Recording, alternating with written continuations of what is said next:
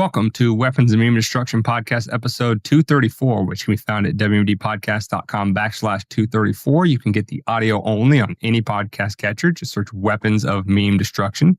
And you can get the video on YouTube, Rumble, Odyssey, and X. David. Can you prove that? I have not seen a fumble this bad since the infamous butt fumble of, what was his name? What was that quarterback's name? Sanchez. For the Jets. Come on, man. Mark Sanchez. Yeah. Come on, Sanchez. The butt fumble, this may have topped it. It may have topped it. What do you think? I don't know, man. I mean, I really disliked Mark Sanchez when he was playing. You know that. You know that.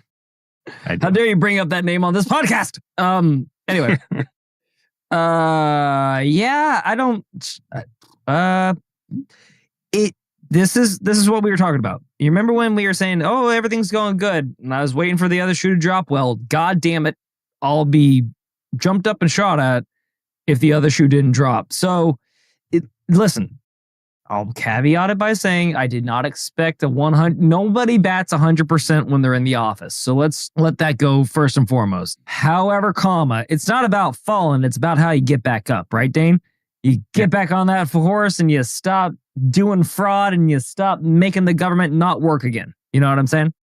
Yeah. So what are we talking about this week? So actually within the last, 24-ish hours before we hit record on this here episode, there was the much vaunted, much celebrated on the front end. Maligned on the back end. Yeah. Release of the Epstein files. And we're going to first talk about basically what transpired on February 27th, 2025. Sexy. And then we're gonna get into some, again, I don't know if it was lack of foresight, stupidity, just not really like looking into stuff very much, or if there's something more ominous behind it. I needed to talk back away from the ledge from David today about not being so black-pilled about it because it got me really feeling some type of way, but we'll get into it. So basically what happened yesterday on Thursday, February 27, 2025, you had a bunch of MAGA social media influencers like DC Drano or Chaya Raichik, who is the woman that's behind the Libs of TikTok account. You had Chad Prather, you had Liz Wheeler. I don't think there was more than 10, but more than a handful of people. That were photographed coming out of the White House with binders that said in big, bold red letters, Epstein files phase 1. And, they're holding it up for the cameras and they're smiling and they're, chumming it up. And it's, this really big deal and they're super proud and all this kind of stuff. And it was just like the immediate reaction was, this isn't a good thing. Let's see what this is about, right? How's this rollout going to happen? But you only got to enjoy that. It was like a piece of dentine gum, right? The cinnamon hits you for like 5 seconds and then it's over. Because then the immediate reaction is, this is cringy as fuck. And there's a lot off about the way this was done. And so we're gonna kind of unpack it a little bit for you, give you our thoughts on it and see if you agree or disagree. And whether you do or you don't, get in that comment section and let us know about it. So, David, any initial thoughts from you before we get into the details? Well, you know me, Dana. I'm always an apologist. I'm always trying to understand how somebody might do something in some kind of way. So let's just take this at face value. They walk out with a file that's clearly denoted as phase 1. Like, okay, so you're already setting this up to have a phase 2. So there's already a sequel to this. What is this? A fucking Hollywood blockbuster? Are you gonna you're gonna get as many views as you can so you could sell the advertising rights to the commercials for the in between? Like, what are you doing? I get that it's been a long, hard fought thing to supposedly get the Epstein files released and so on and so forth. And I could see being happy about it. What I can't see is you celebrating the simple fact that not only did somebody die that we know of, which is not good, the implications of it, I don't know if they remember that a lot of people that run the world beyond the government were compromised. A lot of the people in the government were compromised. A lot of things could have happened with those compromised people in those positions. Not to mention the fact that there was a Netflix documentary that went over all the girls that were taken advantage of and so on and so forth. So factoring all that in, a modicum of more, what would you say? Decorum. Yeah, perfect. Yeah. Like put like a little, have some class. Like money can't buy class, and you should have had some right now. And I guess I'll just call it out right now, and we'll just keep calling it out as we seize them. You're acting how the left accuse you of being, right? Pretty much. So I would say, knock it the fuck off. Yeah. Treat it. Don't smile. Like, do you go to a funeral and roll up blaring metal? Well, I do, but that's beside the point. You might want to. You don't show up to a funeral and start laughing and smiling and joking along with everybody else while the pastor is giving the you googly. So you don't do that here. Like, start treating it. And I know Dane was saying that, you know, the respect for the office and that you can miss him with that. But at the same time, it's like, even if you don't have the respect for it, respect that other people have the respect for it. And make sure that perception, what's that old phrase, Dane? Perception is reality. Yeah. Make sure that you look like you give a fuck and that you're not happy that this happened when you finally win and you get your way. That's all I'm saying. Phase 1 of us breaking this, of me breaking this down is done. So on to you, Dane. Eviscerate him. So, you know, because again, we do try on this podcast to be fair and balanced. I know we go hard at the left a lot, but honestly, they deserve it. And like we said all the way back on episode 3, you know, when they have control of every major institution in society, from academia to government to entertainment and everything in between, you know, kind of punching above our weight class, we think is forgiven. But, you know, I will kind of give you basically in the 24 hours that have passed since then, you know, I'll do my best to not be devil's advocate, but kind of give you the best color of the way to interpret what happened from their own perspective. So Liz Wheeler, one of the influencers, you know, multiple of them were on different podcasts today trying to explain what all happened, because deservedly so, they're being attacked from within the own MAGA circle. And we're going to get to kind of the different factions within it, and deservedly so. But anyway, Liz went on a podcast earlier today and she was kind of explaining like, hey, listen, so here's what we were told like, okay, you're going to get these binders, but you're not allowed to release them, say on the internet or out to the public until 3:30 p.m. because we want to give the DOJ the opportunity to, you know, get the word out there first before you do. So you can't exactly, you know, just walk out the front doors of the White House and start shouting it to everybody. So that was their excuse for why they didn't immediately like go scan it into PDFs and put it online for everybody, which has since been done to, you know, we'll say that. And then the other thing was she was saying is she's like, listen, we weren't coming out of the White House, you know, smiling and yucking it up and having a good time because of, you know, we didn't understand the gravity of the moment. Basically, what happened was there was a big, I forget what else was going on at the White House yesterday, but there was a big state sort of event going on. I don't think it was tied to Zelensky showing up there today, but it may have been, you know, with the Ukraine delegation. Which so the mainstream media really well, by the way. Yeah. Holy so the shit. mainstream media was already outside the White House, posted up, ready to like talk to people and stuff. And so according to Liz, the reason why they were smiling and holding up the binders or whatever, it was a big, you know, middle finger to the establishment media, because in recent weeks, you may have all remembered, it's been a very big thing that Caroline Leavitt, you know, the press secretary, has kind of kicked some of the mainstream media outlets that have had sort of a monopoly on access to the White House, you know, kind of kicked them out and let in some more of the alternative media. So it was, in their view of themselves as being the alternative media, sort of like a, hey, screw you, you know, we've been on the outside forever and now we have the access and ha, ha, ha. Now, whether you believe that was the motivation between their actions and all of that kind of stuff, and like David was saying, you know, not lacking the decorum, or whether that's just a nice post hoc rationalization on her part to make herself not look like such a scumbag, that's up to you, the viewer, the listener, whatever, to decide. For me, it is, and like I said, this gets back into, you know, the individual actors are what they are, and they're embarrassing in themselves, the way they handle themselves. But for the Trump administration, for the official action, it's, if nothing else, if it's not stupidity and it's not something more malevolent, it is incredibly short-sighted based on, like I said, who was picked, for a couple reasons. The first reason is, what the left says about the Trump administration, that the reason why they're kicking out the establishment media is because they don't want anybody checking their power, and they want just a bunch of yes men in there with access to the president. Again, not that the regime hasn't been doing exactly that with the New York Times for all these years. It's just so fucking... Anyway, that's their objection. So why do it like this? Why do it in such an ostentatious way that they can there point at and say, see, that's what we told you. These are the modern day Joseph Goebbelses for the Trump administration. They're just a bunch of yes men, and that's why they got this. So again, big unforced error there. The second problem, and probably a bigger one, is, like I suggested earlier, the MAGA movement, despite what, Keith Olbermann will tell you, is not a monolith.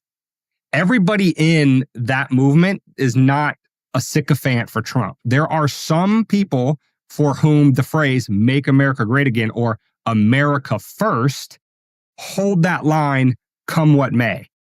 These particular influencers are very pro-Israel, like overtly. Like, some of them have the Star of David in their bio. And they're entitled to their opinion, and that's fine.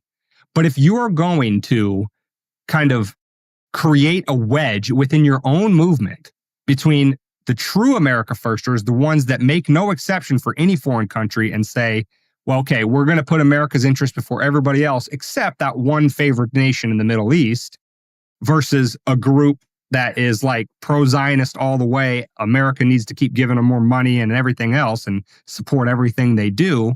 And if you're only going to give the stuff to that one faction in your group, you're creating tension within your own side that you need to have consolidated in support behind whatever it is you're trying to get accomplished. So major unforced error on your own team. It's basically like you're a cancer in the locker room. You're creating a wedge between your own players for no reason. And again, if that wasn't intentional, we'll talk about that darker side of it here in a second. It was a major unforced error that is the product of being very, very short-sighted about who you selected to release this stuff to.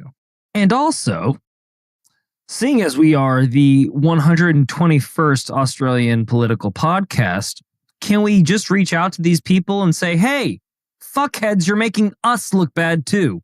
Like, you're making every other podcaster look like shit when you act like that. So when you finally get into the end zone, act like you've been there before, or else you're going to shut the door for all the rest of us, and you're going to shut the door on yourself too. So again, like, I don't know, it just, like you said, decorum, knowing the time and the place, just better execution. I will admit that legacy media, because they have been doing the dance for so long, they're really good at making things look like they know pomp and circumstance. So maybe if you get invited to the big dance, practice a little bit. That's all I'm saying. Like, yeah. Don't act like your regular dickhead self. I mean, like we do on here. Like, we can still do you can do your shit here, but like when you're out in front of cameras, we'd be a little bit different if we were sitting in the briefing room. And then also too, since you brought it up a little bit, like, can we just rip the goddamn Band-Aid off on the legacy media and just say what it is? It's like, okay, so you're not here anymore. And then when the people that sit around, like, I remember you brought up, I forgot, what's her name again? The press secretary.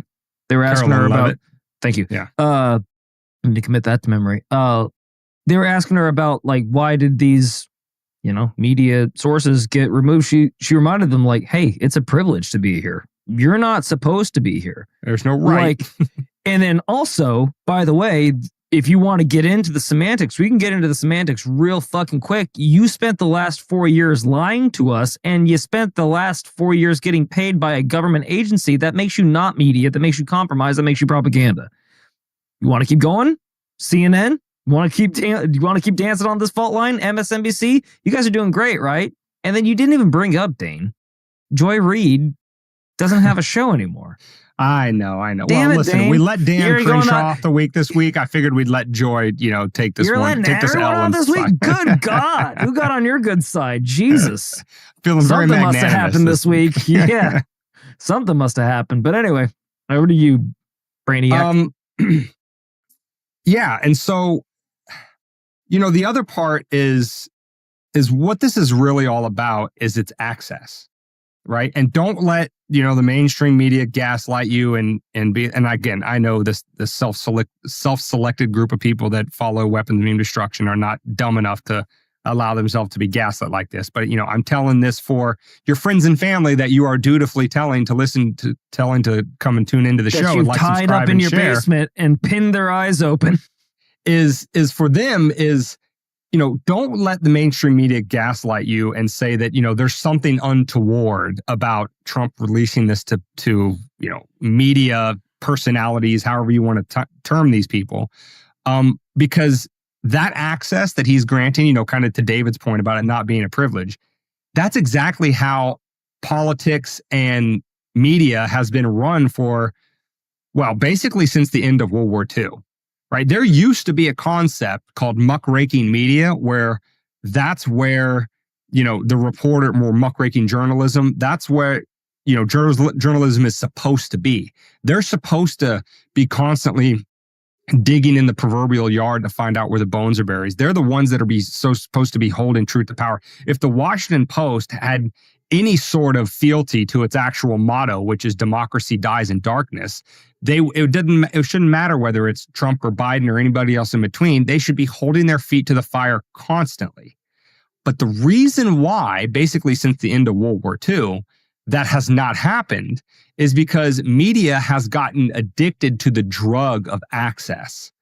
Because politician A, B, or C, or powerful bureaucrat Y says, you write an unfavorable piece about me, or you talk about that subject we've told you not to talk about, you don't get into the briefing room anymore. You don't get to fly on the presidential plane and ask me questions while I'm flying over to blah, blah, blah. Like, that is the way that powerful people hold the media in check so the media doesn't do its job in terms of getting the truth to the people. And what I'm saying is, the pro-Trump people love to say, this is the most transparent administration in history and blah, blah, blah. And it might be because the bar was so low from all the other administrations. That's not really saying that much. It's been a month. But chill. If you're going to be that, you need to go all the way.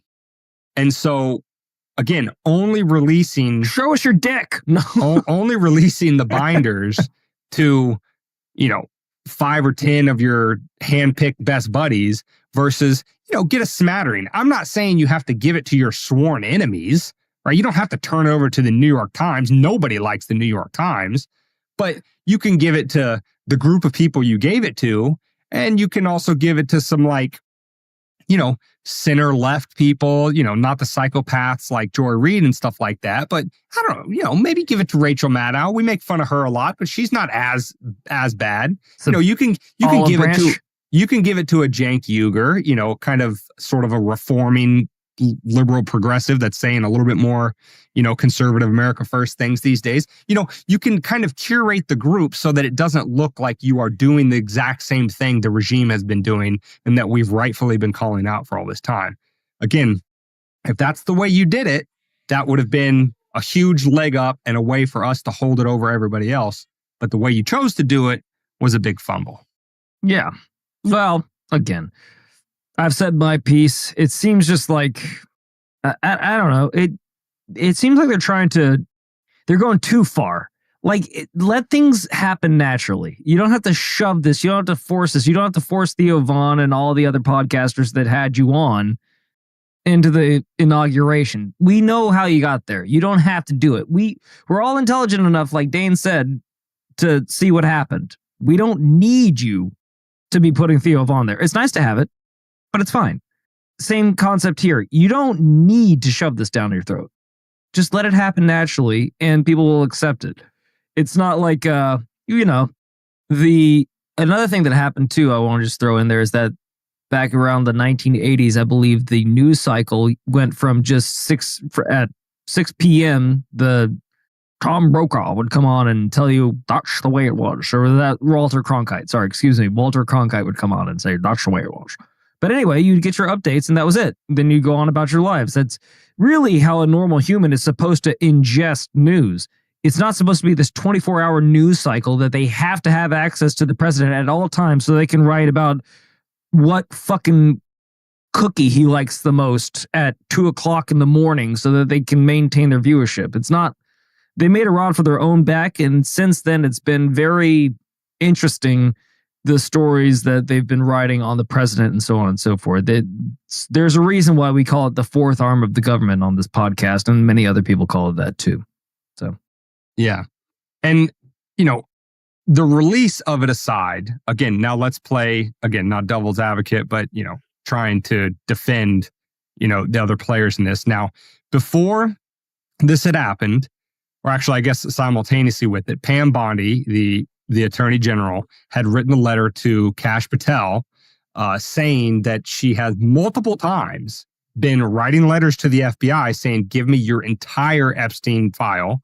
And they had only sent her these roughly 224 pages that was in the binders, telling her repeatedly, that's all we have, that's all we have, that's all we have. And she said, are you sure, are you sure, are you sure? And come to find out, they've been lying to her, because earlier this week, we had a FBI whistleblower come out that basically, since Kash Patel was actually confirmed to now be the new FBI director, agents within the FBI have been going rogue, specifically in the branch that sits in the Southern District of New York. They have been, according to this whistleblower, rapidly and frantically deleting files. I don't know if only on the Epstein case, but on, definitely on the Epstein case, some of them were. That's illegal. Yeah. Fuck. Super illegal. It's not only super illegal, but for the, Save Democracy people, you have, again, unelected government agents are directly and explicitly violating the will of the person that commands their branch of the government, the president, who, by the way, is the only politician, the only elected official that is elected by the entire country. So you want to talk about violating the will of the people, that's it. That's textbook 101. But so anyway, let me just step back for a second. So Pam Bondi tells Kash, be on the lookout. Your personnel, you need to get to the bottom of this because they're flouting my orders as the Attorney General. And, she told him, get a handle on this and give me everything else the FBI has. So I say that to kind of front run and say that the fact that this phase one was a giant nothing burger, because I looked at the 224 documents last night, not like line by line, but, going through it. And it's everything that was in there has been in the public domain for years already. It's his flight logs, much of it very poorly written, and you can't read whose the names are, but some of them you can. And, some purchase orders for things like massage tables and things like that, nice. and some contacts. Again, this has all been in the public domain for years, and even less so because what was in the binders had some redactions that weren't in the versions that have been in the public domain. So not only is it cringy the way the influencers came out of the White House, smiling and photo opping with it, not only is it bad in terms of who the administration decided to handpick to do it, to the exclusion of who they chose not to give it to, but then on top of all that, it was a massive nothing burger in the sense that they've been pumping up this, you're going to get the Epstein files, you're going to get the Epstein files, and that's all it was. Now, I say that to then say, however, more could be coming. Right? The FBI has more documents, whatever hasn't been deleted. We don't know what hasn't been, what has or has not been deleted, but there will be more coming. So, again, if you're going to do the phase one thing, don't be so ostentatious and ridiculous about it, especially when it's all stuff that's already been in the public domain. You're already giving any of the skeptics on our side of the aisle, or who are skeptic, like, I don't know if we're ever going to get the truth about this thing, and on the left, who says, well, they're not really going to turn everything over because there's also Republicans and, MAGA people that are going to be on the list and the flight logs and stuff like that. You're lending credibility to that side if what you're trying to do is be open and transparent as possible and be completely bulletproof to any sort of accusations that you're hiding things. So again, maybe more will be coming. We're not indicting Bondi and Kash Patel and anything like that. We understand that the people doing things from within the FBI were there before cash was ever confirmed. So we're going to give some grace on, the rest of the rollout. But where we stand today, what was released yesterday was a massive nothing, which also is just more egg on the administration's face. Well, the only thing I'll say on this subject is don't be Disney Star Wars. Don't be, we're bringing it back, and then you bring it back and it's fucking miserably horrible and it's just chock full of shit. Do some pre-reading. Surprise us with something every now and again. Not everything has to be overdone. Just release some files, read them first, and then come out and say, boom, bitch, check that out. Out of nowhere, left field. Yeah, we got all of the stuff that you wanted. Not, oh, it's going to be scathing. Oh, it's going to be great. There's going to be a sequel to it. It's going to be phase 2. Like, Jesus Christ, this isn't a summer blockbuster. This is corruption in our government. Again, a little circumstance, a little reprieve, a little like somberness that, hey, this thing isn't working how it should be. Not, the fucking fireworks and all that good stuff. I appreciate the sentiment. I know that I hope that this is their best foot forward in trying to quote unquote drain the swamp and make things work better and get our government back and yada, yada, yada. But again, I'll just say it. Don't start celebrating on the 5-yard line because you're going to look really fucking ridiculous when they knock it out of your hand on the 2-yard line. So that's my piece. Just fucking be a pro, I guess. And so now here's the time in the episode where we take our darker turn. And I don't know, maybe this is too much in the conspiratorial direction for you, but kind of the underlying premise that I'm starting with is, as long as it isn't who may have a what, I'm good. The premise that I'm starting with is absolutely confirmed in that Ghislaine Maxwell's father was heavily tied to the Mossad. You can't prove that, except you absolutely can. It is heavily implied, if I don't believe fully confirmed, that Epstein himself was tied to the Mossad. And for those of you... How could you not just believe that he talked himself into billions of dollars, Dane?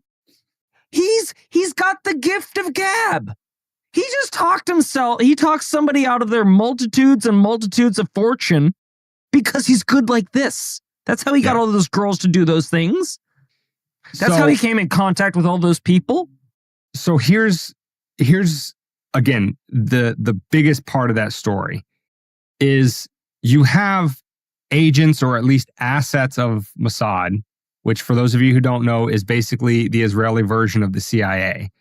And they are coordinating a massive blackmail ring, which is entrapping powerful people, including presidents of the United States, in terms of Bill Clinton, famous, very powerful people like Bill Gates and Oprah and other celebrities.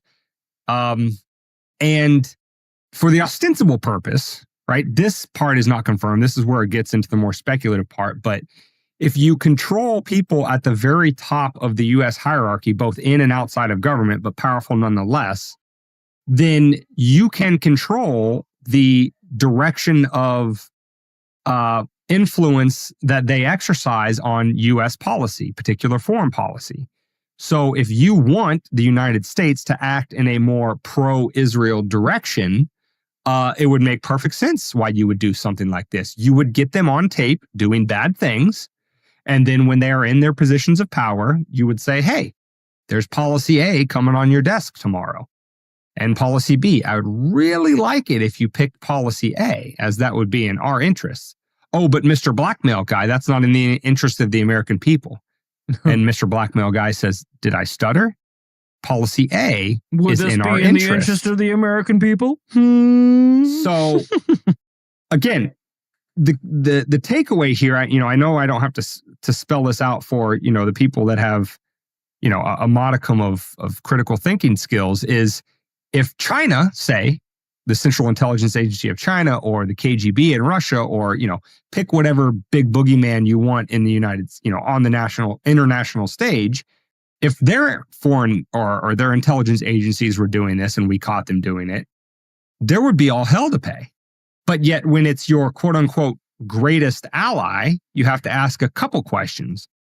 Why do they still continue to get this special nation favored status as the United States' greatest ally, to the extent that their actions in their own sphere of influence are virtually never questioned? Anytime it comes up for any sort of question on the international community within the UN, the United States runs interference for them.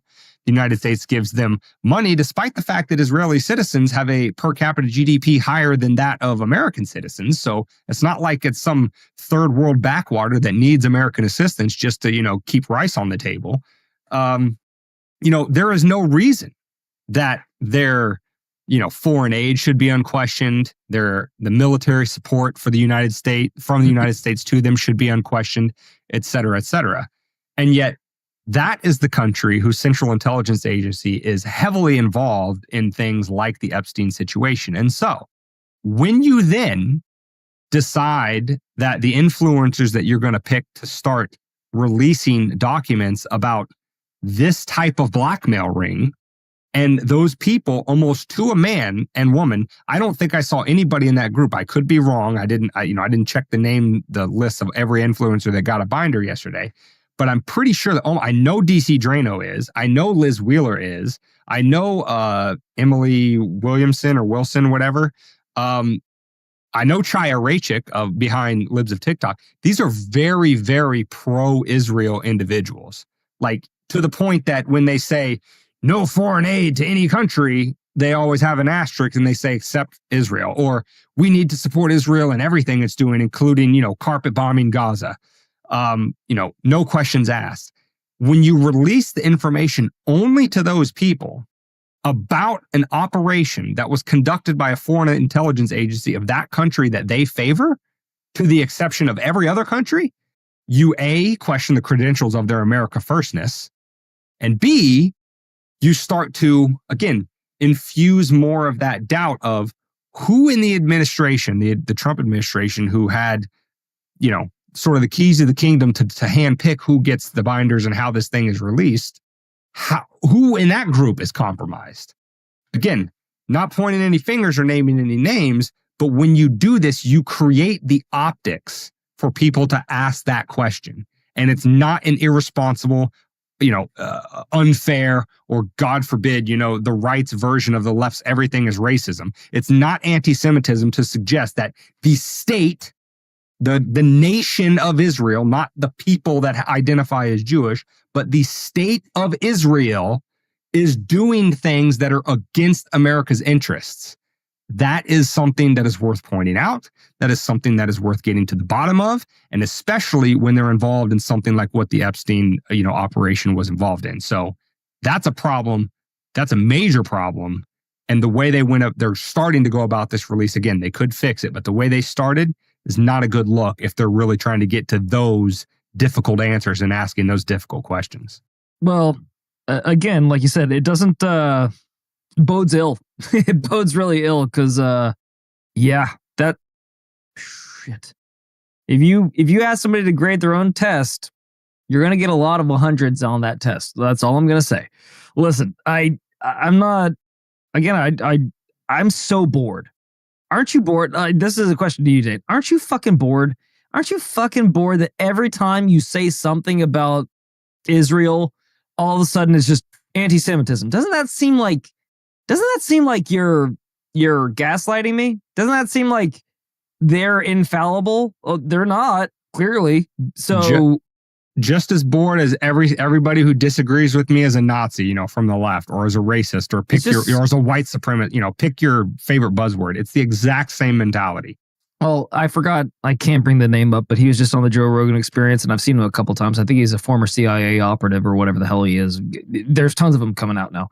But anyway, he's basically said whenever there's like a large push to suppress an opposition viewpoint, he said it's a psyop. Basically, he was saying that what happened in 2020, I won't say anything else, but he was saying that if you're not allowed to have a dissenting opinion and it's being suppressed, usually that's a psyop in this country.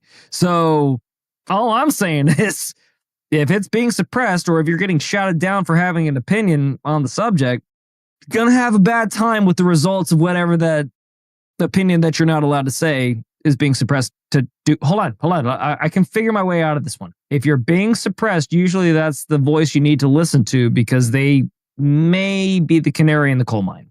Yeah. To worse and worse situations happening. Just saying. Or go ahead. And get 27. And kind of like I said at the outset, there are people on your own team, on the sort of America First bandwagon, who are not, making special exceptions for any country, Israel or anybody else, and that are saying their litmus test is, again, I don't know if he would self-identify as this. He probably was before these people were, but Thomas Massey, right? He will vote down foreign aid to Israel just as fast as he will to Ukraine or anywhere else, because that's what is called a principle, is that when this country is $36 trillion in debt, when this country has homeless and abandoned veterans and, natural disaster after natural disaster that's not being, American citizens aren't getting relief and their houses aren't getting rebuilt. When you have all of those problems, you don't go running around doling out money around the world, to Israel or anybody else. And so what I'm saying is that there are people in the America First camp, people on your own team, speaking to the Trump administration, that will look at this sort of dispassionately and say, here are the facts that we know. Here's what we know about Ghislaine Maxwell's dad. Here's what we know about Epstein. Here's what we know about who financed him. Here's what we know about who protected him.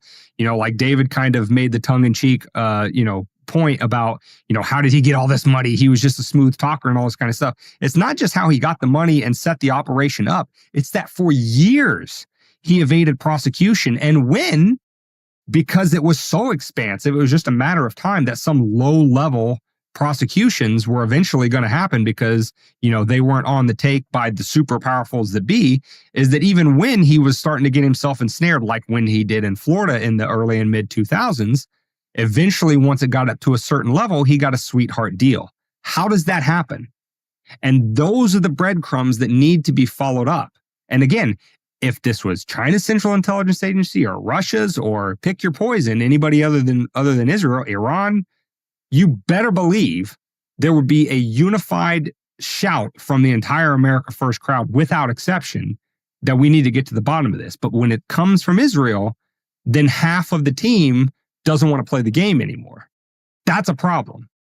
And so, you can, if you want to be the most transparent, administration ever. And if you want to be, listen, I ran on America First. I campaigned on it. I told you that I'm putting you, the people that are electing me's interest above all else, even people that we think are our best friends in the world. If that's what you run on, if you want to stick to that and not lose all of your credibility for those of us who, again, not that you care about losing David and I's vote in future elections, but a lot of people that didn't vote for you before and wouldn't vote for you again, even if you could run for a third term, but your political heirs, J.D. Vance, your sons, whoever, want to carry on the MAGA mantle. If you ever want to have any credibility in your movement, these are the hard questions that need to be answered. Because if you're willing to answer these questions that carry a lot of personal risk to you, but are of the utmost importance when a foreign country is exerting influence and power over the decision-making in your country, that's how you maintain credibility. That's how you build a movement that lasts. That's how you build, trustworthiness in a system that's completely broken and nobody trusts anything. So if you want to keep this thing going, I suggest you take a different tack than what you took yesterday. Well, that's just my 2 cents. I would say you should do something that the American government, and I don't know if it's ever happened ever since they installed it, you should trust the American people. You should trust the American people and say, hey, if we do have some bad eggs on our side, this is up front and honest. We need to get rid of things. Even if it does make our side look bad, you have to do it. You can't fire every federal employee of U.S. aid and on circumstances that they were affiliated in doing with a fraudulent practice, so that's why we shut them down, and then turn around and go, oh, well, we kind of got to protect our guy, even though he was doing the wrong thing. Like Dan said, you have to have principles, and they have to carry throughout. If you start picking and choosing, then you're already forming up little holes in your dam of freedom, and it's going to burst sometime, and it's going to be exploited by people either on your side now or down the road. And their opposition is going to have a field day with it too. So it's unfortunate that the executioner now has to play a perfect game, but that's what you have to play. If you want to play this game and you want to win it, you better play it right, and you better come correct, and you better execute, period. And if you start playing fun games like, rules for thee and not for me, even if it's a small thing, it's going to be a huge fucking thing down the road, and guarantee it. And you're going to empower those that you are trying to get rid of now. That's all I'm saying. Like, you got to do it by the book, and it's got to be like the Batman. You got to have that one rule that you don't break. Otherwise, it all falls apart. Yeah, and I'm not taking this off on an economic tangent, but I did want to bring up this point because there is a corollary to this when David said, it opens the window for your opponents to exploit it. Is, this is the thing that a lot of free market capitalists say all the time, that the biggest threat to free market capitalism is not socialists or communists, it's crony capitalists. It's the people who are buying government favors and getting, being the winners that are picked in the market because they got government regulations to keep their opponents down and out.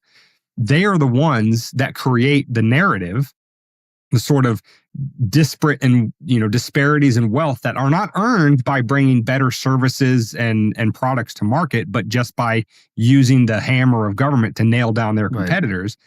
They create the environment for the socialists and communists to point and say, see, this is capitalism. This is why it's not fair. When, again, people that are holding fast to their principles are jumping up and down saying, no, that's not capitalism. That's cronyism.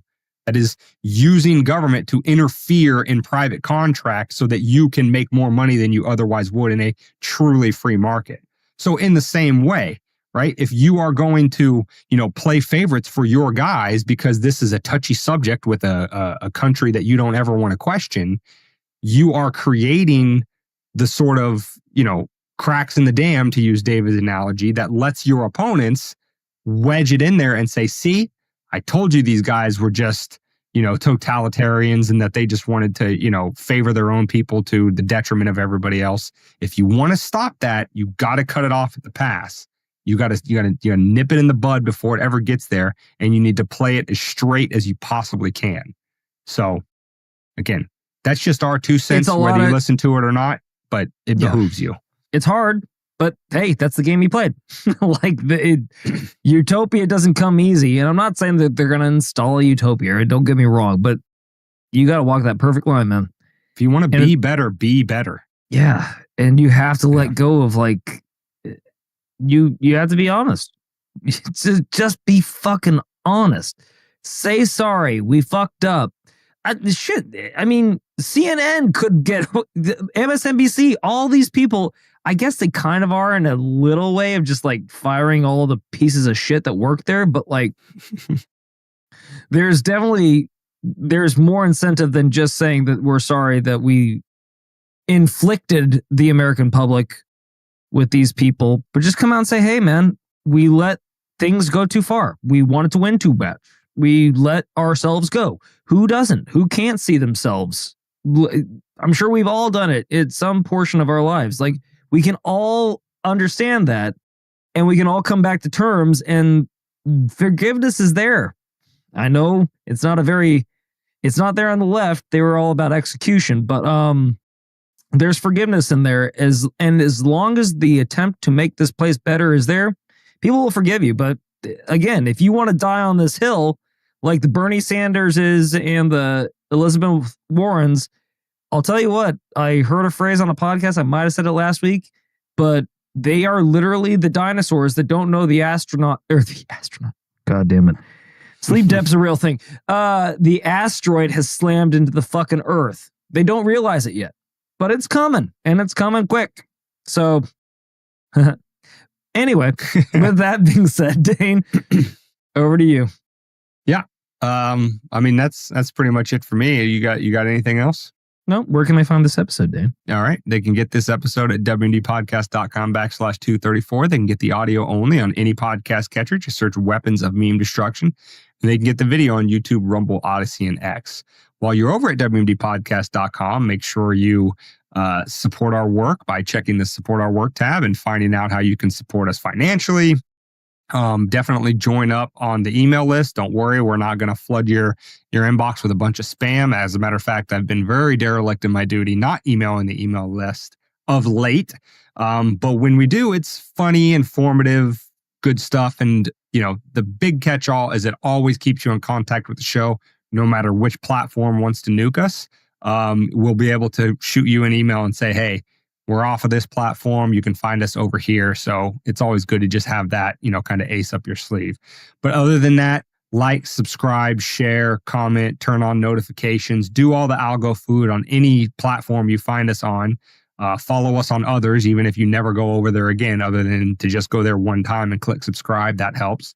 But yeah, do all that stuff and do the free stuff. Tell friends and family about us. Talk about us. I know that sounds very narcissistic, but shameless self-promotion is the name of this game here. So, tell friends and family about us, help try to grow the sane space a little at a time so that hopefully we can have a saner and freer world tomorrow. Yep. Well, if you've stuck around this long, we want to thank you again. And as always, guys, until next week, stay safe, but more importantly, stay free.